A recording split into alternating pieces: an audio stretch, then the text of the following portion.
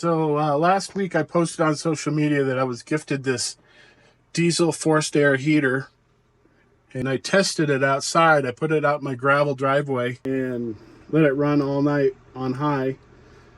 It worked. So just a couple days ago I moved it inside my kitchen of my RV, and well, it seems to be working great. I could have it on low all night long and it'll keep it at a constant 65 to 70 degrees in here. And I have a 30-foot RV, so it works. It takes about a gallon of diesel fuel that I pour into it, and that lasts about a day and a half if I have it on constant use. If I put it on high, it'll go through it really quick, but setting 1 is actually quite nice. But here it is. It's still dusty. I haven't really cleaned it up.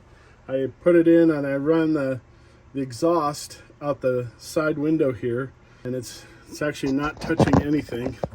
It gets really hot, so I've been keeping an eye on that. I even put an extra carbon monoxide detector in here just in case, but it's kind of a janky heater. The instructions that come with it are horrible Chinglish, and it's hard to understand, so I had to go through some YouTube videos on other models. This is a generic, they call it a parking heater.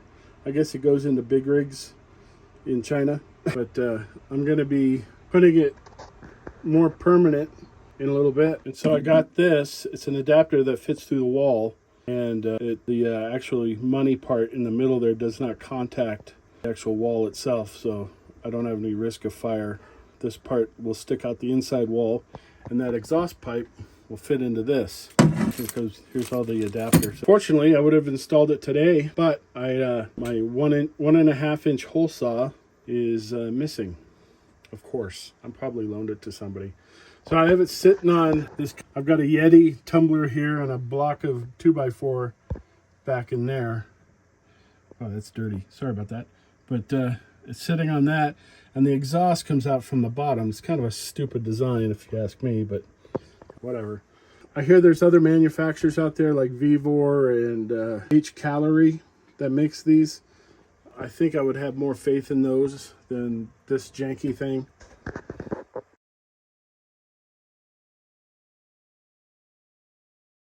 Diesel goes in there, and you can see it's got a little vision port there that tells you how much is in it. Vision port, is that a thing? Yeah, I kind of like it being so janky. I really wanted to see how these things work, but I was afraid to buy one and have it catch everything on fire. But it looks pretty safe and sane-ish. But I'm still testing. It's only been in here for about 5 days, but it was good timing because my RV furnace went out yesterday, and I really don't want to dig into that right now. I only have so much brain power. Here's what it sounds running at low speed. It's putting off a decent amount of heat. I don't know how much. I don't have one of those temp guns, but I've been told the output is about 280 degrees when it's fully cooking. It's still starting up, but there's plenty of heat coming out of here, that's for sure.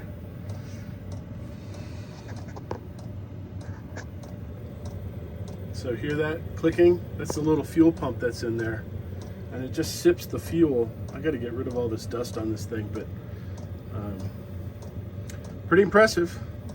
I've been keeping an eye on it, and it's got a remote control that I can use as well. There's a ton of videos out here already on how to use these things on YouTube. I would suggest looking that up.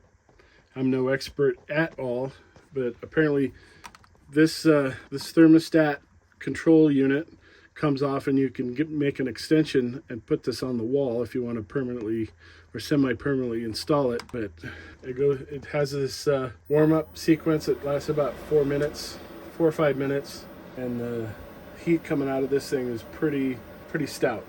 Let's put it that way. A lot of heat. Anyway, I'm just kind of remodeling the RV. I see some shiz out there, but that's what she wrote. I don't want to get too in-depth in that because I don't know much about it, but I'm kind of glad I have it as a backup heat source, and it seems to work. I also have electric heaters, but man, that's tough on the electric bill.